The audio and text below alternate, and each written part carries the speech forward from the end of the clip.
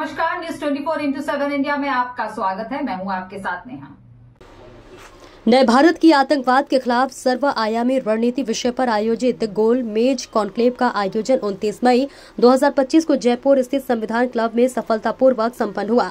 कार्यक्रम में देश के प्रमुख रक्षा विशेषज्ञों, भूतपूर्व सैनिकों, कूटनीतिक जानकारों और नागरिक विचारकों ने भाग लिया। कॉन्क्लेव का संचालन कर्नल देव आनंद लोहमरोर ने किया, जबकि कार्यक्रम के आयोजक श्री विक्रांत ने सभी अतिथियों का स्वागत किया और वक्ताओं का परिचय दिया। उपस्थित प्रतिभागियों को आयोजक टीम द्वारा गुलाब भेंट कर सम्मानित किया गया। कॉन्क्लेव की शुरुआत वरिष्ठ कूटनीतिज्ञ श्री गौरी शंकर गुप्ता के उद्घाटन वक्तव्य से हुई, जिन्होंने ऑपरेशन सिंदूर की पृष्ठभूमि और उसकी कूटनीतिक रणनीति पर प्रकाश डाला। डॉक्टर नेहा लोहमरोरा ने अपने ऐतिहासिक विश्लेषण में पाकिस्तान को वैश्विक आतंकवाद का पालक बताया। पाकिस्तान प्रायोजित आतंकवाद के इतिहास और उसके वैचारिक स्रोतों की गहराई से विवेचना की। उन्होंने बताया कि कैसे अफगानिस्तान से सोवियत वापसी के बाद पाकिस्तान कट्टरपंथ और आतंक का केंद्र बन गया है। उन्होंने Mumbai 26/11, New York 9/11, Madrid train blast और लंदन अंडरग्राउंड धमाकों जैसे वैश्विक आतंकी घटनाओं का संदर्भ देते हुए पाकिस्तान की भूमिका को उजागर किया। AWPO जयपुर के निदेशक कर्नल राजेश भोकर ने आतंक के विरुद्ध भारत की रणनीति में हुए परिवर्तन की विस्तार से व्याख्या की। उन्होंने ऑपरेशन सिंदूर की सामरिक नींव और इसके भविष्य के आयामों की स्पष्ट व्याख्या की। वहीं कॉन्क्लेव में doctor Sanjay Sharma, colonel Anil Mathur, colonel Anupam Pareek, colonel Bhattacharya और लेफ्टिनेंट कर्नल दिनेश बंसल ने भी पाकिस्तान द्वारा भारत में फैलाए जा रहे आतंकवाद पर अपने अनुभव साझा किए। वहीं अब आपको बता दें कि संपूर्ण सत्र का कुशल संचालन कर्नल देव आनंद लोहमरोर द्वारा किया गया, जिन्होंने सभी वक्ताओं को संतुलित रूप से मंच दिया और चर्चा को सरगर्भित बनाया। और वहीं समापन टिप्पणी में उन्होंने कहा कि अब भारत आतंकवाद के प्रति कोई नरमी नहीं दिखाएगा। पाकिस्तान की किसी भी आतंकी हरकत का उत्तर समान या फिर अधिक तीव्र प्रतिशोध के साथ दिया जाएगा।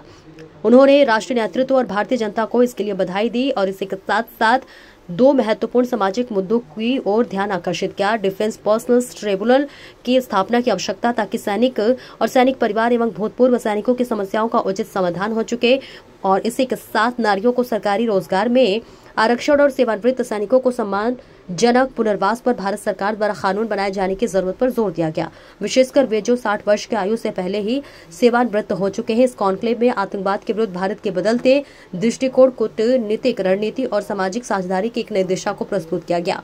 अब आतंकवाद के विरुद्ध युद्ध केवल सीमा पर नहीं बल्कि विचार, समाज और तकनीक में भी लड़ा जा रहा है, और ये निर्णायक है। जिला ब्यूरो की report. But I am so sad, आप सब लोग बैठे हमारे साथी हैं, जो हमारे सिविल काउंटर पार्ट। आपने एक सैनिक को देखा उसके अंदर, उस यात्रा में उससे कोई बात पूछे, बता भाई ये तिरंगे के लिए आपको कैसा महसूस हो रहा है? I haven't seen a single soldier, I haven't seen a single war window, जो हमारी वीरांगना है जिसका सिंदूर पोंछ दिया गया है। मेरे को तो नजर नहीं आई कोई तिरंगा यात्रा में देखा। तो प्लीज जब तिरंगा यात्रा अगली उनको सवाल करो कि किस लिए कर रहे हैं, कहाँ है वो सैनिक जिसने लड़ाई लड़ी है?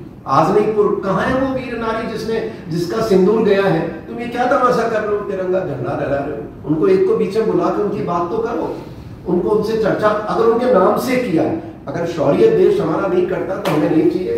हम तो नौकरी करने गए थे फौज में, and we are happy that we been paid, there is nothing greater. But अगर हमारे नाम की राजनीति करते हो, बंद होनी चाहिए। लास्टली सैनिक, सही बात है, सैनिक याद तभी आता है जब हमको, जैसे वो कल लुकर साहब बताते रहते हैं कि वो पता नहीं किस अंग्रेज का एक नाम लेते हैं। हाँ, ये मैं तो हिंदी वाला आदमी है, तो वो किपलिंग